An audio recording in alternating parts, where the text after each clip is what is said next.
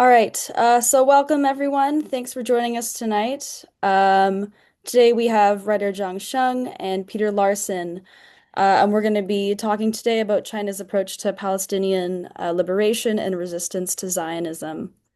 Zhang Sheng is a non-resident visiting researcher at the Center for Asian Studies in Kos University, Turkey. And he has written on China's foreign policy and posturing towards Israel and Palestine from a historical perspective. Peter Larson is the chair of the Ottawa Forum on Israel and Palestine and specializes in human rights issues in the Middle East.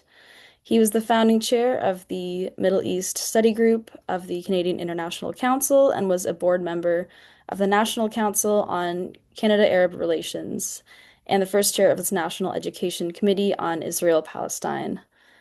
And I myself, my name is Georgia. I'm the communications director for the China-Canada Focus, and we're hosting this event today.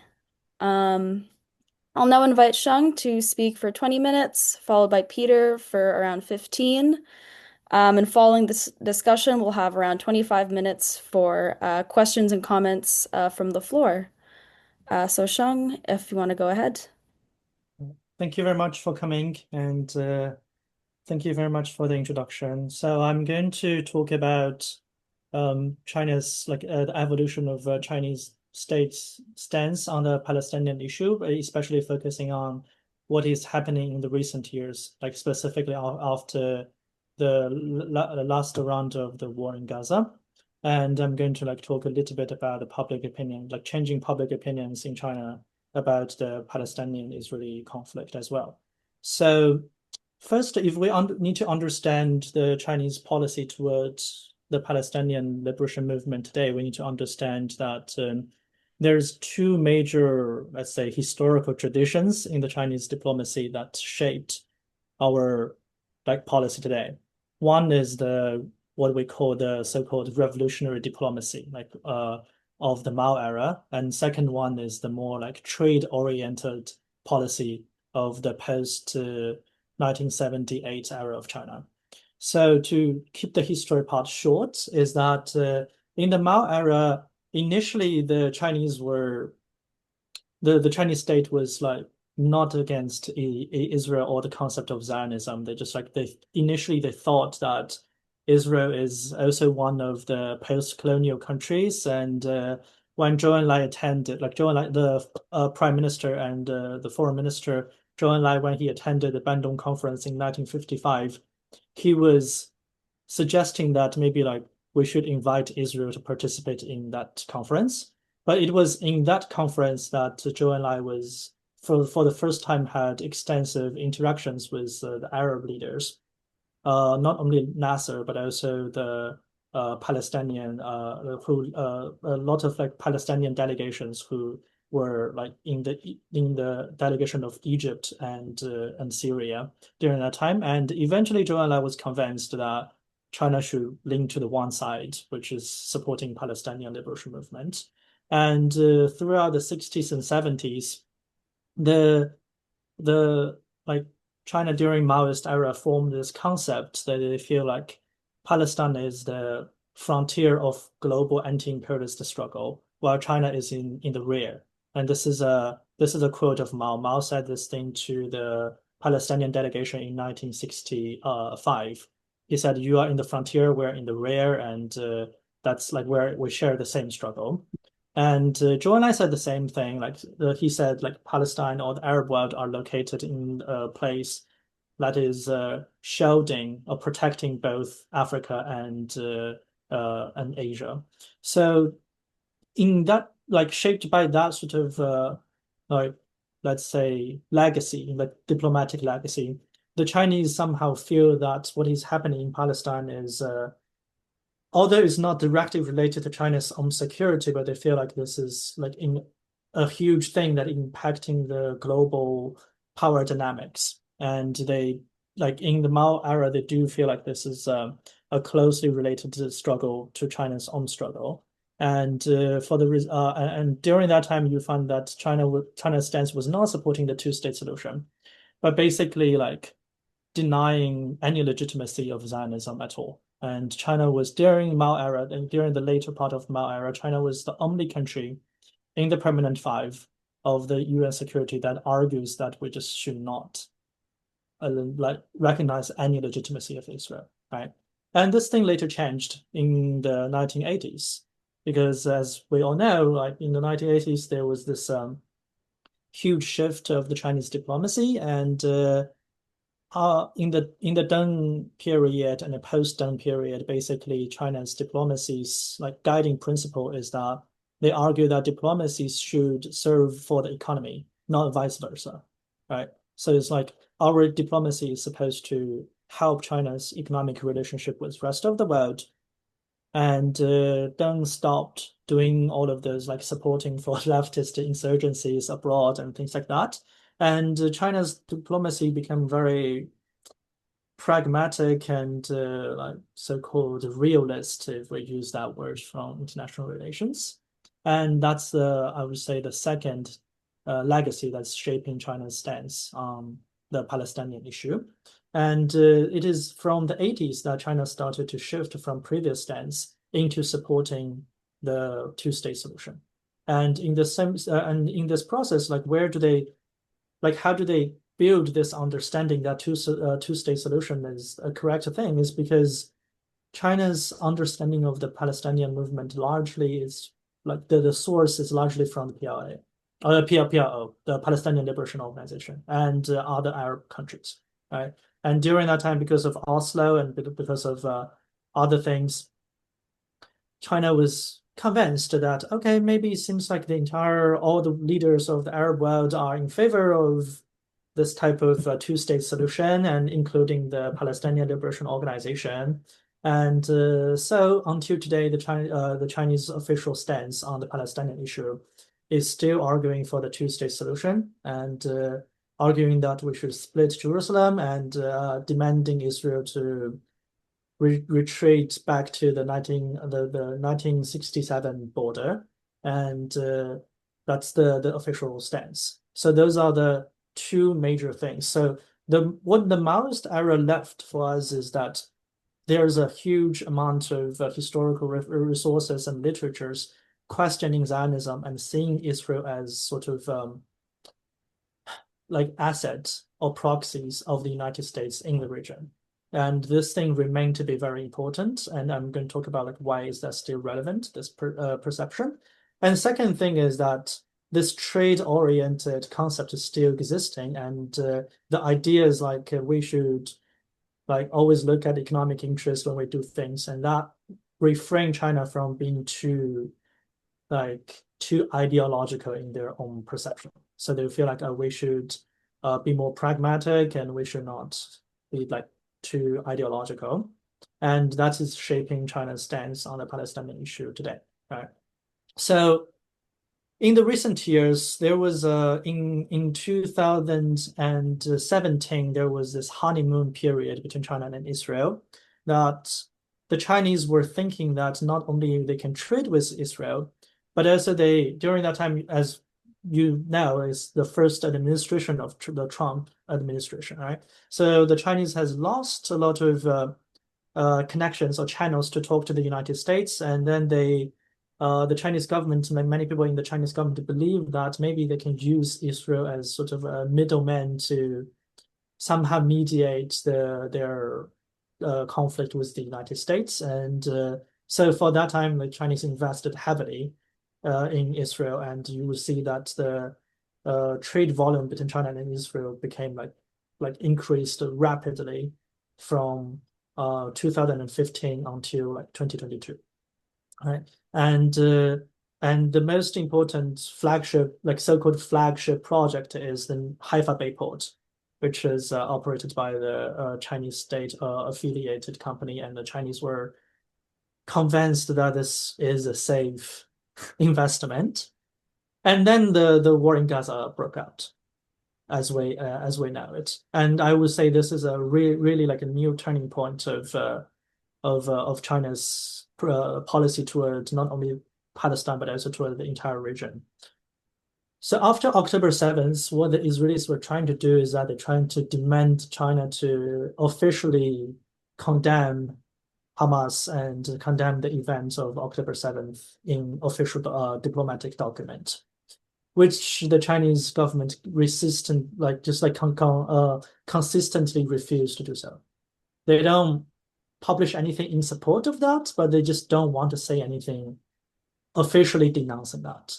And this, of course, as we imagine, deeply irritated the Israelis, and there was a lot of diplomatic conflict in the UN and in all of those international organizations, but also in Beijing as well.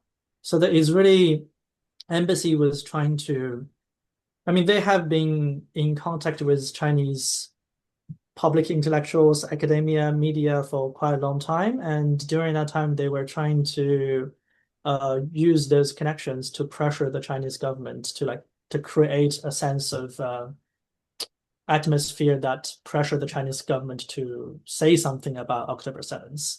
And they have done some, like, not only that, but also they try to use the issue of one of the hostage of October 7th was partially Chinese, like her mom was Chinese, and the Israeli embassy in China, in Beijing, started to spread false information on their official account, saying that she's a Chinese person born in China and now taken by Hamas as hostage. And Netanyahu called the Chinese ambassador saying that like we need help from China to rescue this person. So they're trying to use this hostage background as sort of excuse pressuring the Chinese to condemn Hamas, right, and to support the Israeli position on the Gaza war. And all of those things did not work. Eventually, the Chinese still refused to do so, and and also it caused the Chinese, both the government and public opinion, to be very skeptical of the Israelis. They feel like, of course, like as you know, like the Chinese government is very sometimes excessively skeptical of any foreign intervention of anything domestically in China, and they feel like if you are mobilizing our own citizens to pressure us about diplomatic stance, and they see this as some sort of threat. Well, the public opinion was basically like overwhelmingly sympathetic to Palestine, and especially sympathetic to the armed struggle of Palestine. So the Israeli propaganda throughout the entire time, actually until today, did not really work out in that sense. And I have a lot of examples for that, but like let's save it just in case you might be interested. We can talk about this thing later. And so when this like all of those diplomatic issues broke out, there started like in Israel there started to be a discussion about like how maybe we should stop letting the Chinese to invest in the Haifa Bay port. Right there are voices like in Israel arguing that we should just get back the port from the Chinese, and the trade volume also the trade between China and Israel also decreased for the first time since early 2000s, right? Mainly not it was not an ideological decision, but mainly because of the Red Sea crisis and all of those like more like logistical issues. That's what is causing the trade volume to decrease. And meanwhile, China has started to worry that Chinese investment in Israel is not safe from like two angles. One is that the Israelis are not happy with our diplomatic stance, and then they might just close down Chinese investment if they wish, right? And they have been threatened to do so.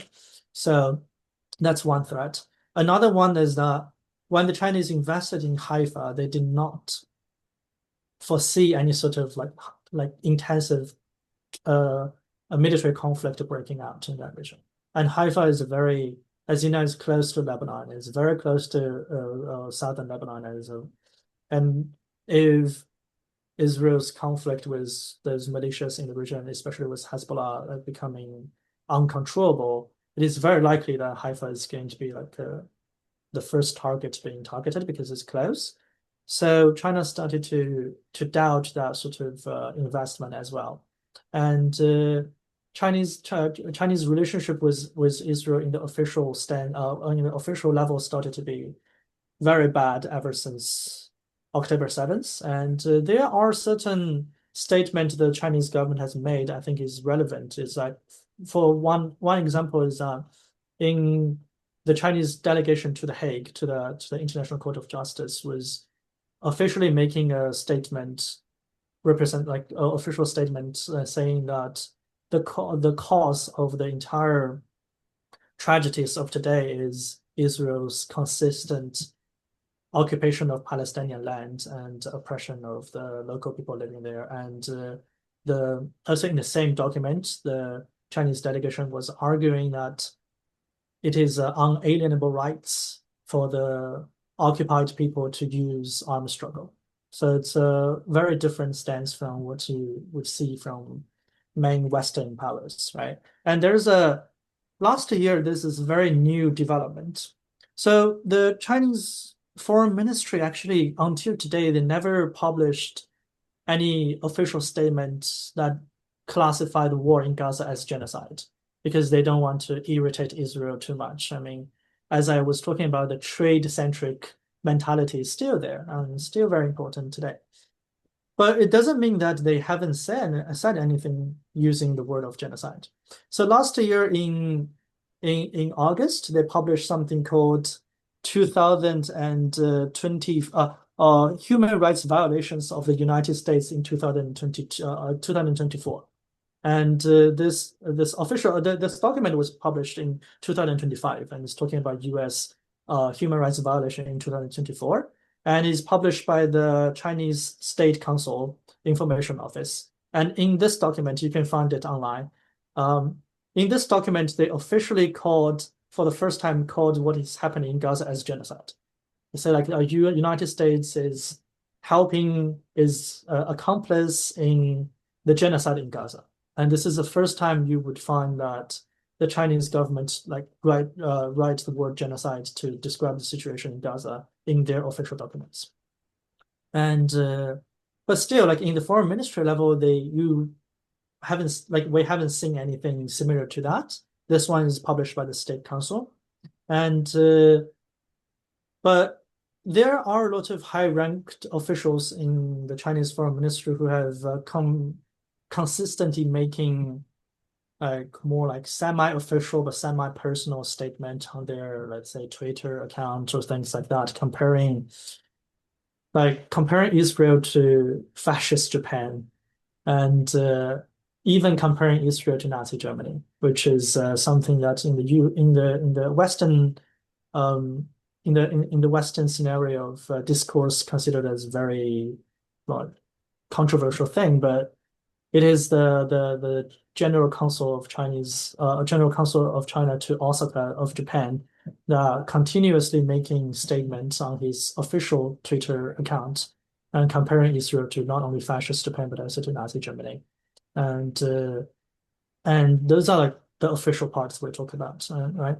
And in the public opinion part, this thing is more obvious that you can find that the younger generation of especially netizens of China started to be like overwhelmingly skeptical of Israel and overwhelmingly sympathetic to Palestine, and especially sympathetic to armed struggles of Palestine. And you would find there's discourse of comparing Israel to fascist Japan or Nazi Germany very common on Chinese internet. And I mean, I have a lot of like specific examples about this, but for time's sake, I'm not going to go to individual cases. But it's it's very obvious that people are starting to doing that on all the official official social media account of Israel. Like basically, Chinese citizens started to like flooding those commenting sessions by using those very like like very direct ways of discourses to irritate the Israeli embassy, and they started to be more like interested in cultivating this like Maoist era archives or discourses and trying to say like, oh, trying to doubt the very essence of the legitimacy of Zionism as an ideology. Right?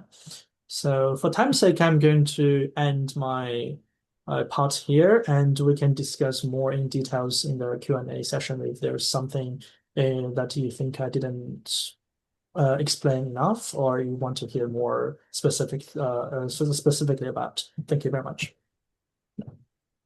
Thank you, Sheng. Now we'll turn it over to Peter. Peter, if you want to put up your slides and go ahead. Sure. Let's see if I can make this work properly. Here, from the beginning. Can you see that? Yeah, looks great. Okay, great. Thanks. Just two things before. Thank you very much for the opportunity to talk about this issue, and thanks to Sheng for his brief introduction. I hope you'll get to talk a little bit about the Chinese abstention on the UN Security Council Resolution 2038, which caused a lot of people who are supportive of the Palestinians to be uncomfortable. And I hope to talk a bit about that discussion. On the issue of China's reluctance to officially declare what's going on in Gaza to be a genocide, I just remind people that there is not a single member of the UN Security Council, permanent or temporary, that calls it a genocide. Not China, not Russia, not France, not Germany. Germany's not on. Algeria. I mean, even the Arab countries. So no member of the Security Council has officially called it a genocide. So China is with the majority on that, right or wrong. That's what it's not that they are an outlier on this. I don't know how much our audience here, Georgia, is already familiar with the history of the Israel-Palestine issue. I've decided to go over very, very briefly some of the most important thing, and I decided that the best place to start is with the British decision in early 1900s to help create a homeland for European Jews in Palestine. It was the idea of creating a colony, which would be for a homeland for European Jews at the time. The Zionists clearly wanted a Jewish state. The Balfour Declaration danced around that, but that was clearly where they were going to. And the colonization of Palestine has continued since 1921 with the help of foreign powers, first with the help of Great Britain, and now more recently with the help of the United States.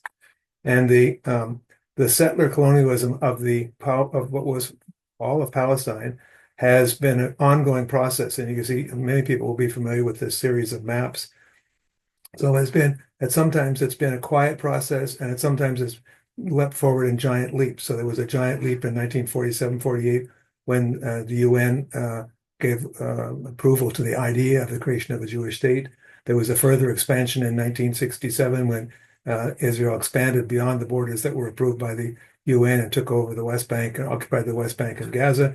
And there's a further expansion in 20 and 23. In each of those times, there were hundreds of thousands of people who were expelled and thousands who were killed, or in the case of most recent one, Gaza, probably tens of thousands of, maybe even hundreds of thousands who were killed. But the Palestinians see the attack on Gaza today as a continuation of the process of colonization that started way back in 1921. It has been an unequal battle from the beginning. The Zionist movement, as I said, from the beginning had the support of the world's biggest empire. And then when Israel was created, it has had an army and an air force with bulldozers and tanks and fighter planes, where the Palestinians are reduced to a kind of defensive action, demonstrations, strikes, calling to boycotts, guerrilla attacks, terrorism, and all of which is to no avail. Israel is too strong and continues its expanding colonization of Palestine. The Palestinians have resisted this from the beginning. As early as 1921, the Palestinian National Congress sent a delegation to the post-World War I conference of the victors. It opposed the British mandate and opposed the Balfour Declaration. And there have been a whole series of different resistance organizations. Fatah, which is Mahmoud Abbas' organization, was founded in 1959. 1967, the Popular Front for the Liberation of Palestine was founded. Actually, his leader was a Christian doctor, George Habash. 1981, the Palestinian Islamic Jihad was founded. 1987, Hamas was founded. We today tend to think of the Palestinian resistance and Hamas as one and the same, but actually there's a number of different organizations, and the Hamas is just one of them, although today it's the most popular one. I think the best way to understand Hamas and understand the Palestinian issue is to think of it as a national liberation movement.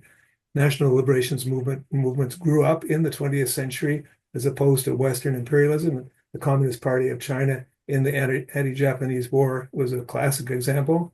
The Algerian National Liberation Front in Kenya, the Mau Mau, the Land and Freedom Party, the African National Congress, and the Palestinian Organization, which brought together a number of different Palestinian organizations, sought independence and self-determination for Palestine, just like the Communist Party of China sought that for when it was fighting against the Japanese.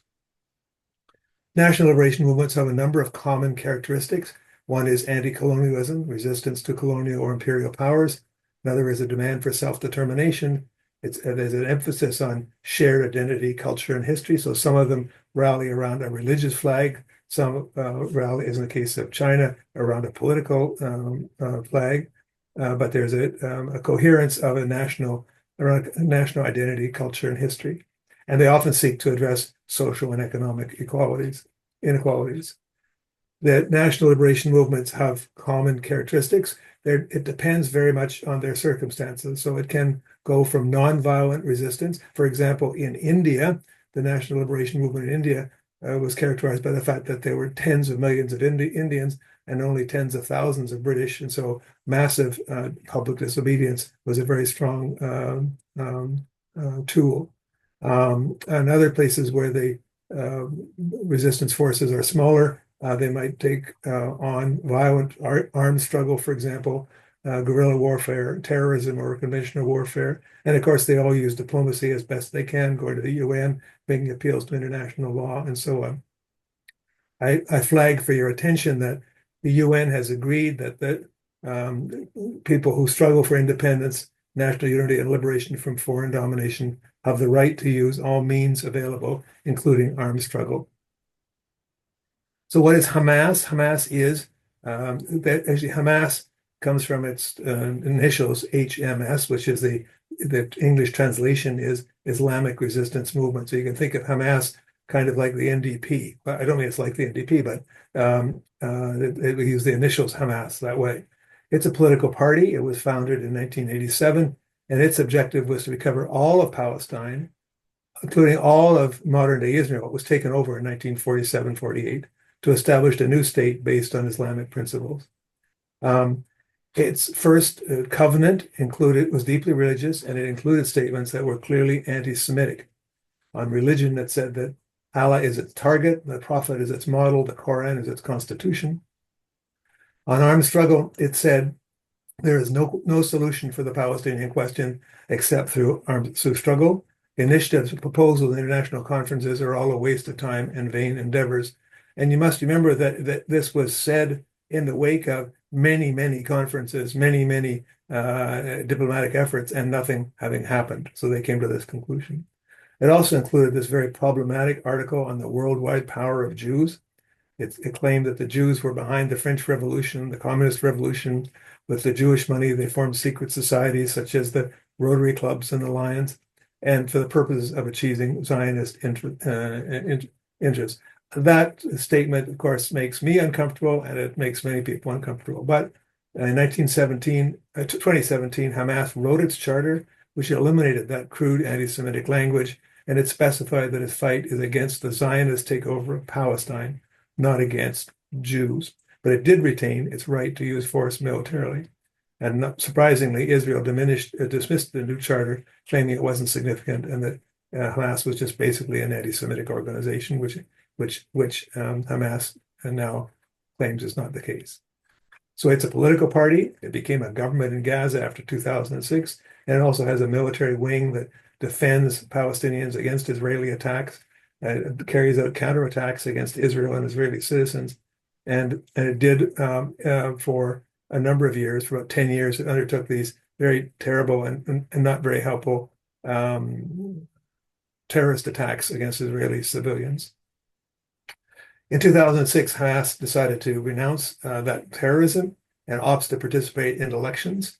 The Israelis were very skeptical. The Americans forced them to go ahead with it, and it turns out Hamas won the elections. They won the elections quite handily, not just in Gaza, but all over. You can see the map on the right-hand side. The green provinces are where Hamas won. But Israel and the United States ignored those elections, and they encouraged President Abbas to continue to rule. And with the help of the U.S. and Israel, Abbas was encouraged to try to take over Gaza, but unsuccessfully. So Hamas hung on there, and as a result, the PA ruled in the West Bank, and Hamas ruled in Gaza. Then in retaliation, Israel imposed this terrible siege over the 2 million people in Gaza, a kind of collective punishment. It's called an outdoor prison. The unemployment is very high. There's no future, and Hamas maintains its main demand is the right for those people who were expelled from Israel to return to recover their country. Hamas organizes various kinds of resistance, including appeals to the international community, appeals to the Arab countries. It carries out military attacks on Israeli border guards. It fires rockets into Israel. We heard a lot about the rockets, but during the period between 2004 and 2014, Hamas, over a 10-year period, Hamas rockets killed 27 Israeli civilians, or the average of 3 civilians a year. So the fear factor was much greater than the actual danger or threat to Israel. In 2018, Hamas tried a Gandhi-like civil disobedience movement called the Great March of Return. People marched to the fence, and I was there. And Israeli soldiers, you see in this picture in the bottom right, is Israeli military equipment, and that's a sniper's unit there. And I would have been over here on this side over here, and they were firing at people who were in no position to cause any threat to Israel, other than the fact that they wanted to return, and Israel did not want them to return. And over that period, Israel killed 205 Palestinians, 21,000 were wounded. I think Hamas and the Palestinians assumed that the West would not allow that to happen, but in fact, nothing did happen. So they came to a situation where they found that UN resolutions are being ignored. The rockets weren't damaging Israel. When they have a democratic vote, it's not respected by Israel. That the peace process is stalled. Even legal efforts like the BDS movement, the boycott, divestment, and sanctions movement, is being criminalized in the West. Peaceful disobedience like the Great March of Return is oppressed in bloodshed. And they saw that the Palestinian issue was being ignored, and they were facing a slow death. So that's why on October 7th, Hamas decided that dangerous dramatic action was necessary. Hamas says they published an extensive document saying why they did it. They say it was a defensive act aimed at getting rid of the Israeli occupation, reclaiming Palestinian rights on the way to liberation and independence that all other people of the world have. Now, of course, there have been a terrible Israeli response to it. Tens of thousands, maybe as many as 600,000 people have been killed. We don't know yet. For a long time, Israel denied the Gaza health reports, which said about 70,000 were killed. Now, most recently, Israel has adopted that, said that the mass numbers are right. And there's something that maybe it's because Israel knows, and we know, that the numbers are far beyond that, and the 70,000 is actually a safer number for Israel to stand behind. Whatever the case is, support for Hamas is strong. If elections were to be held today, Hamas would likely win the presidency and be the biggest party in Palestine's parliament, with 47% of support compared to Fatah's 22%.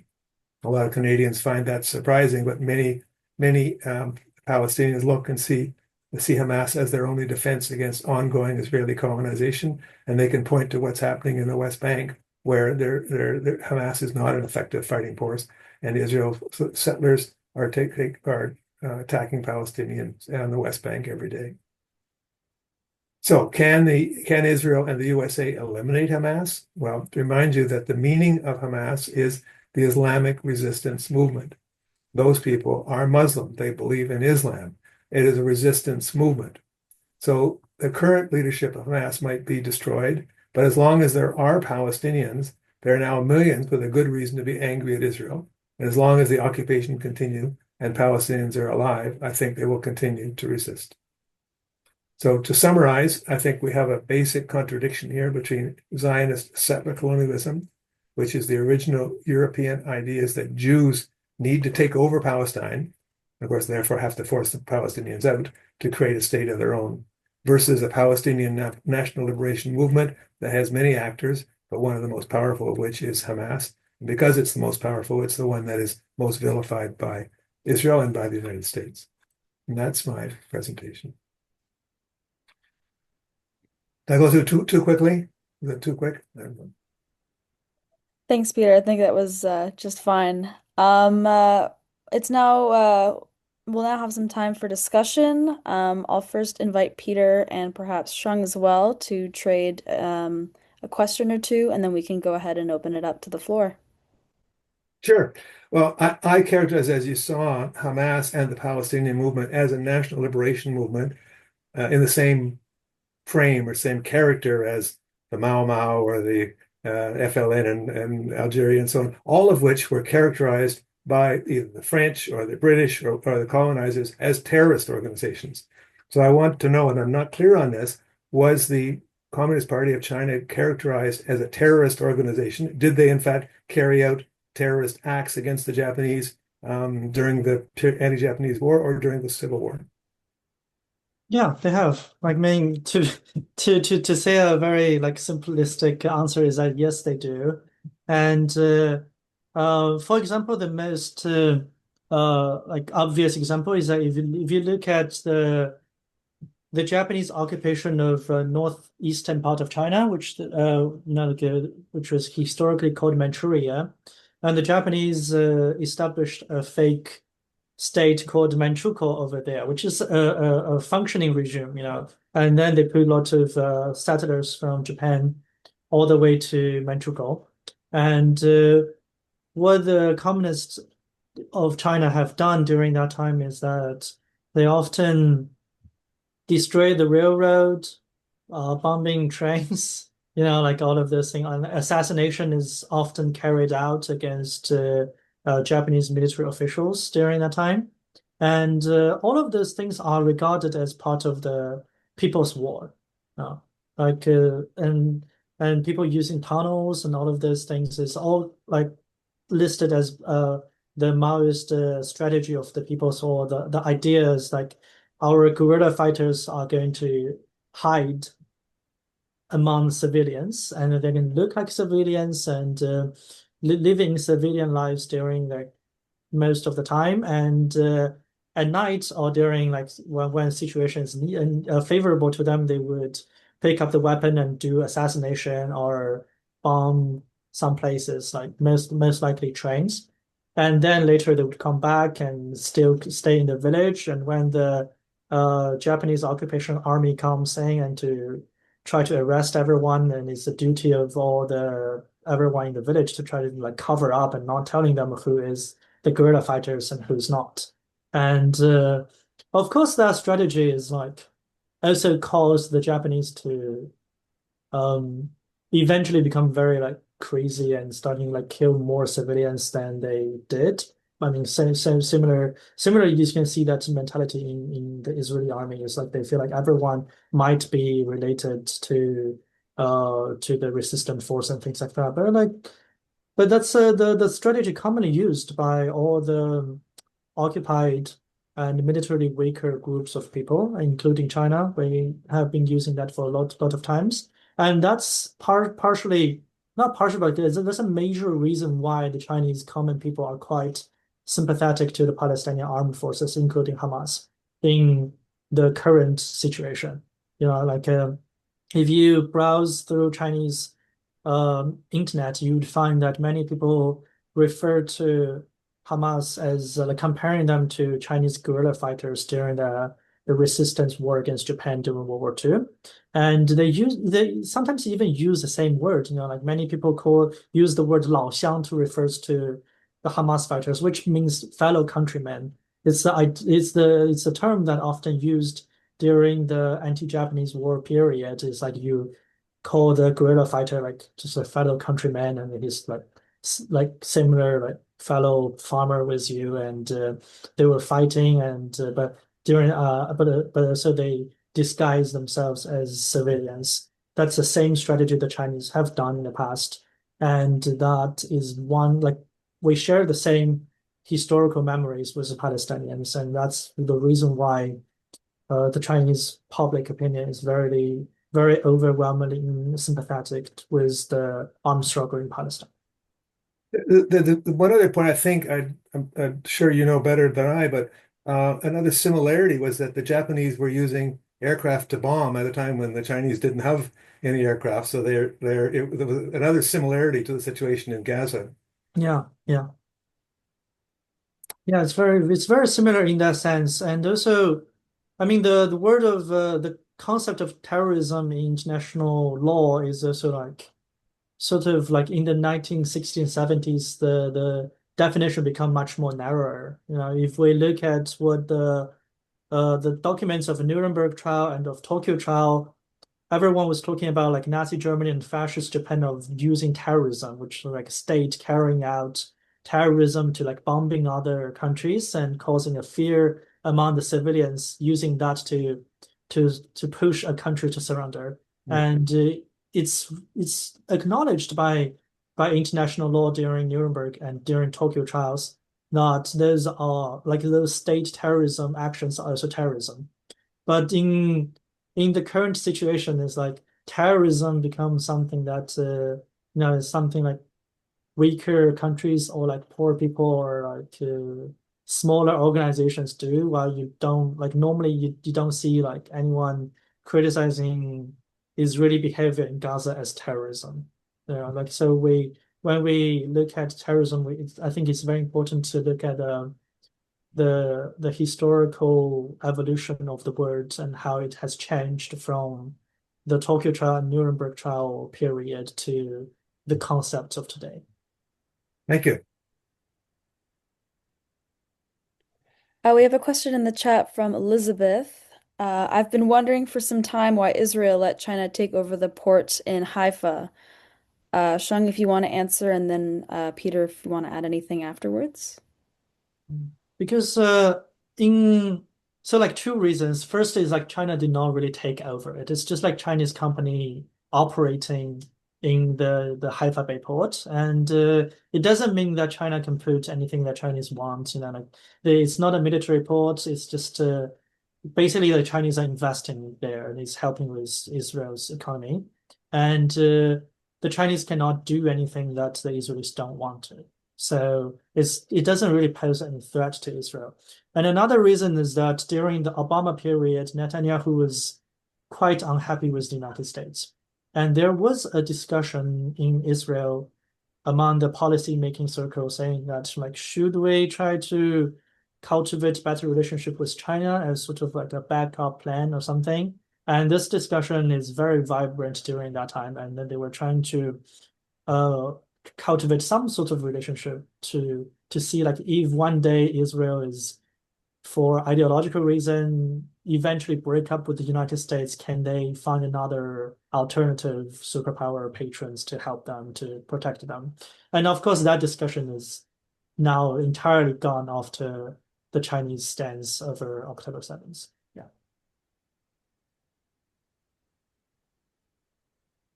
Yeah. Question from Lorraine. Why doesn't China sponsor relief supplies to Gaza? It seems that they're well placed to do that. Sheng, I'll direct that to you again.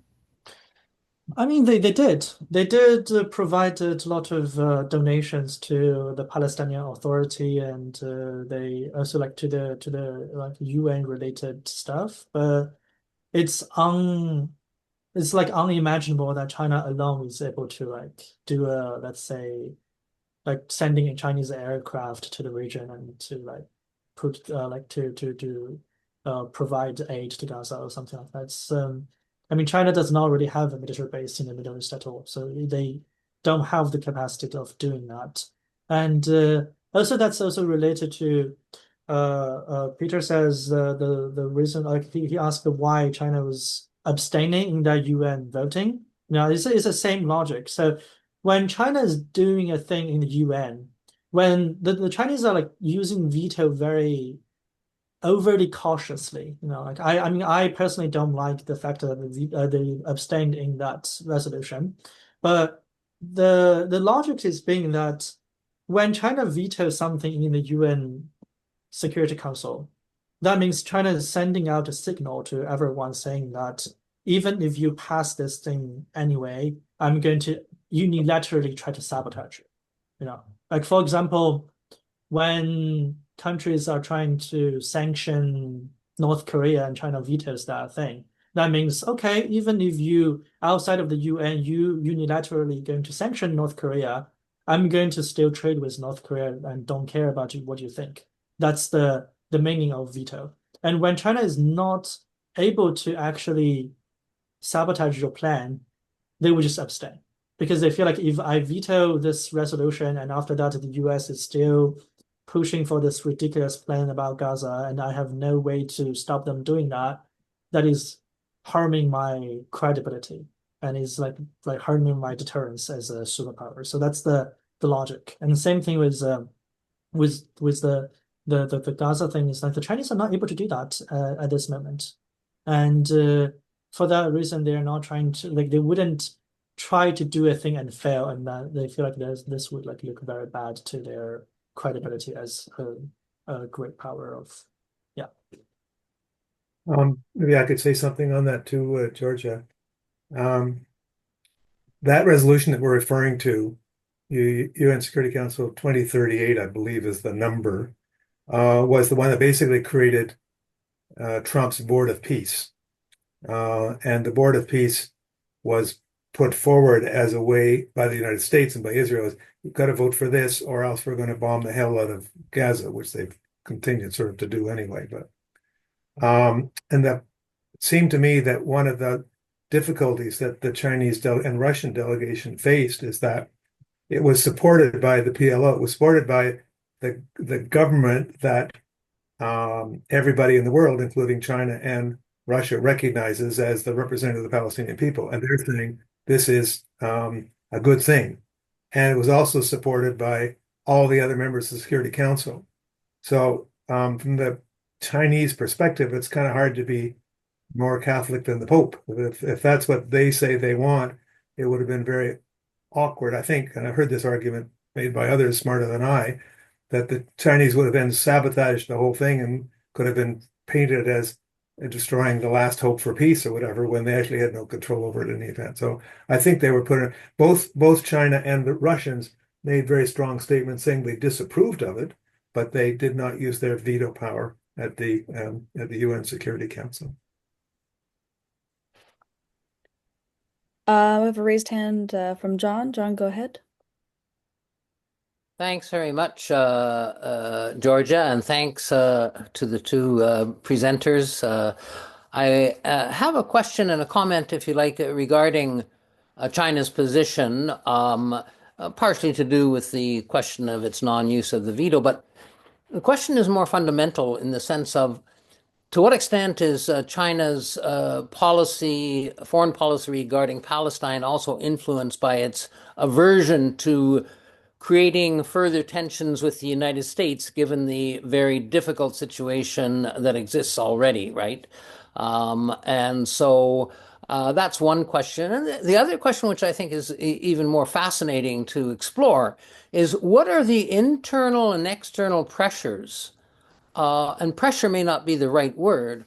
What are the internal and external mechanisms that might help the Chinese government change its positions, right? In the sense, I know unless the Communist Party decides that the position has to be changed, that's going to happen. But how do people inside China lobby or ask for change?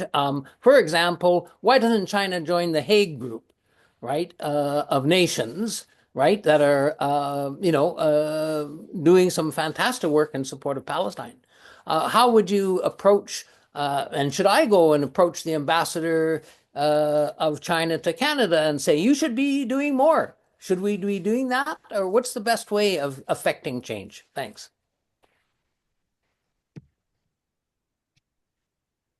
Sheng, I think that's your baby. Sheng, if you want to go ahead. Okay. Yeah, so I can talk about that a little bit. Yeah, so I think when we talk about like what can push the Chinese to change, I think yeah, it's a very difficult situation because as I was talking about, China's stance on Palestine today is largely like influenced by the diplomatic legacies of the past, including the Deng era. So it's when we talk about Israel and in the Middle East in general, as a trade-oriented things are still one of the most important aspects they are thinking about. So I would say that if we hope for the situation to change, the best way of doing that is I think the Chinese government is only going to be pushed by the situation to make another decision about Israel. So what that means is not I don't encourage you to, let's say, protest in front of the Chinese embassy is not going to solve anything. But let's say, for example, if the Israelis are trying to take back the Haifa Bay port or trying to like put more restrictions on Chinese investments, that would be a really good thing to push China to reconsider its relationship with Israel now. Because there's something that the Israelis have already been doing. They're already thinking about that. And I don't know if you have been following this news, but like this week, in Panama there was this like Supreme Court judgment saying that they're going to close down Chinese investment in the port, and Marco Rubio was very happy about that.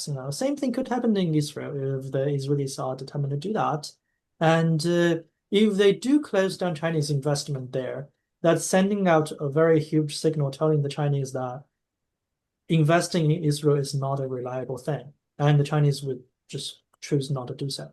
Another reason is that if the war situation in the region become more intensified, let's say if like Haifa really gets touched by the conflict, like let's some like maybe Hezbollah attacks Haifa or something, when there's like instability happens, those are like very important situation that would cause the Chinese to try to not invest in Israel. I think they are already thinking about that.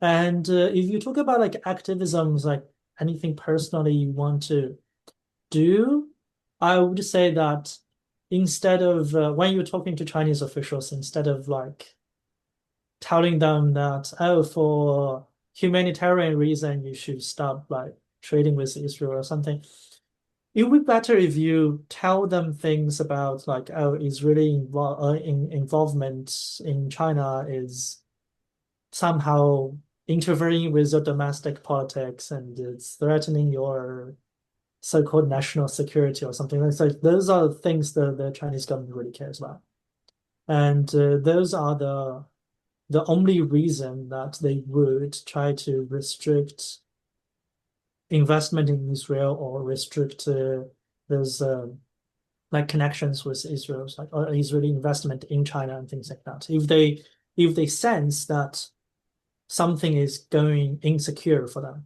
like for example, like the example I raised previously, like the Israeli embassy trying to mobilize people, they like mobilize their connections in Beijing and trying to like use those connections to force the Chinese government to change their diplomatic stance. Those things would be considered as sort of like so-called unsecure elements in the eyes of the Chinese policymakers. And I think if those things continue to happen, they would be more willing to put restrictions on Israeli involvement in China. So yeah. I think one of the best way to persuade China to change its position would be to show them that Canada has supported the BDS movement and Canada has cut off military trade to Israel and Canada has taken strong actions. Until we do that, we're in a rather difficult, rather awkward position to trying to tell the Chinese what they should do. I think that we have a lot of work to do here in Canada before we tell the Chinese how they can improve their position. I actually have a question of Sheng, if you don't mind. You Yeah. didn't mention, and I've seen it mentioned before, but don't know the importance of it. Part of that is Israeli-Chinese trade was, or maybe still is, military, both military equipment and intelligence equipment. How big is it? How important is that to China? And how important is it to Israel? I don't know. Do you know any numbers on that or any way to evaluate that? I mean, for China, it's like in the early 2000s, like the Chinese were really depending on Israel to import some advanced military technology, especially with airplanes from Israel. And because during that time, like the United States was trying to embargo, like technologically embargo China from getting this advanced technology, and China was using Israel as the sort of like the bridge of buying that, and that's the origin of something that would later lead to the China-Israel honeymoon period, right?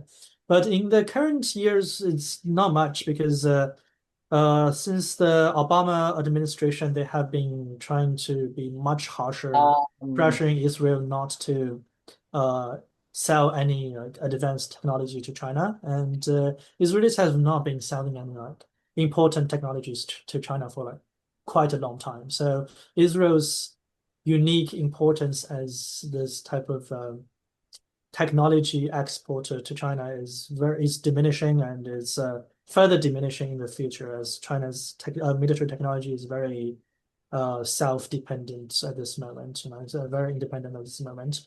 And meanwhile, China is exporting some like very like relatively basic stuff to Israel in terms of military. Like for example, drones. The Chinese are Dogs? exporting drones to Drones. the Drones. cameras to Israel, but they also export drones and cameras to Iran.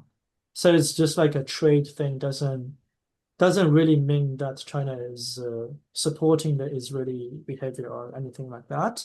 And yeah, and I think like that's also like what I was talking about as the economy oriented type of diplomacy.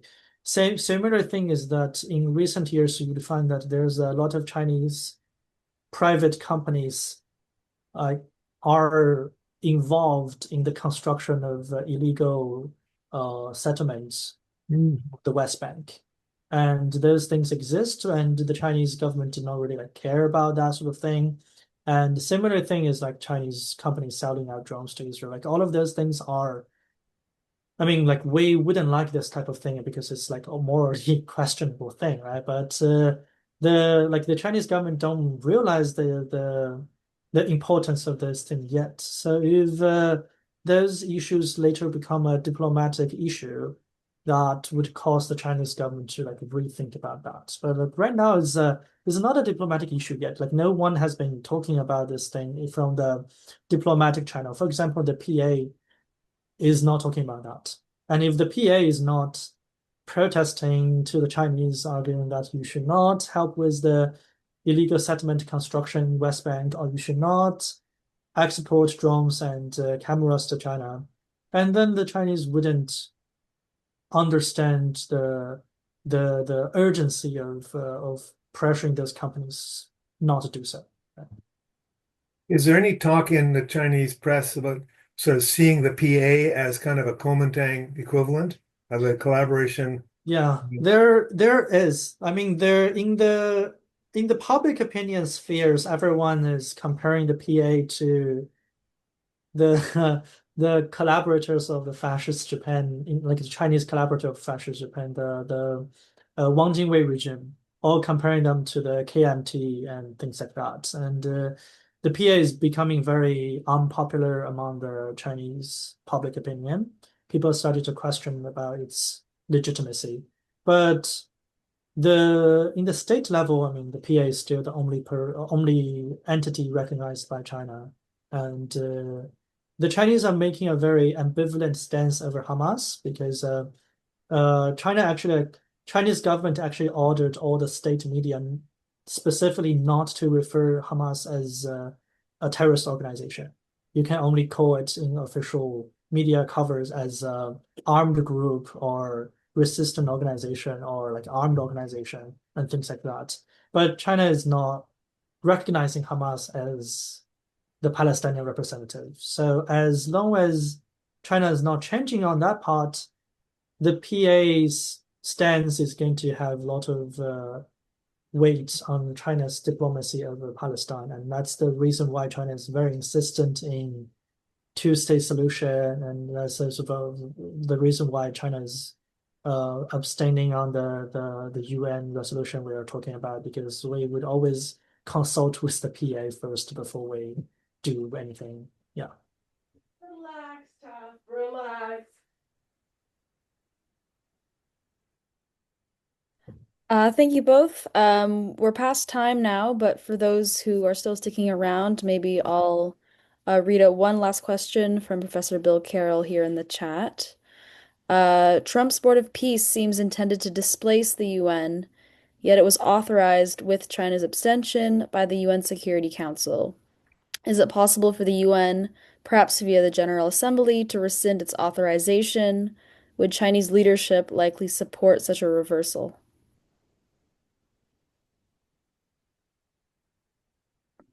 You want me to take a stab, or Sheng, do you want to? Do you want to go first? Yeah. I'll just say something, and you feel free to disagree. I think we have to remember there was way back in, I think it was October, November, there was a movement to try to get a motion passed at the General Assembly called Uniting for Peace, which was the UN General Assembly has the power to overcome a Security Council resolution where it's been defeated by a veto of one of its members. And there were 3 or 4 countries that were in favor of it, but it never went anywhere in the General Assembly. So there doesn't seem to be an appetite yet in the General Assembly to confront the Security Council. So if there was an appetite, if 50 or 60 or 70 countries were willing to do it, Zhang might be able to give a guidance as to how I think China would react to that. But right now, it would be China is very cautious in this. It wants to stay within international law and with kind of the majority. It doesn't want to be an outlier on this, as I see it. But Zhang, maybe you see it differently.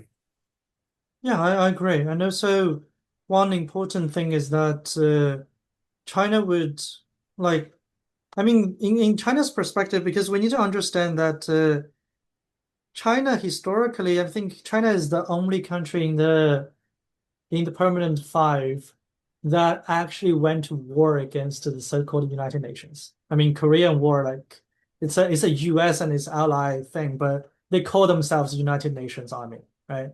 So China has this very realistic approach to the UN, arguing that although the UN is very important, but your own security is more like relied on your own military strengths, and that's China's understanding of the situation. I mean, based on the experience from the Korean War, from the Vietnam War, from all of those similar, like especially Korean War and Vietnam War, because those are the things that China participated heavily in. So for that reason, I would think that that's also like when I was talking about the abstaining part, is that the Chinese don't naively believe that if something passes, then the United States is going to act in favor of that. I mean, people don't agree with U.S. invasion of many countries, and U.S. doesn't care. U.S. says, "Oh, we are going to unilaterally going to invade those countries." I mean, the most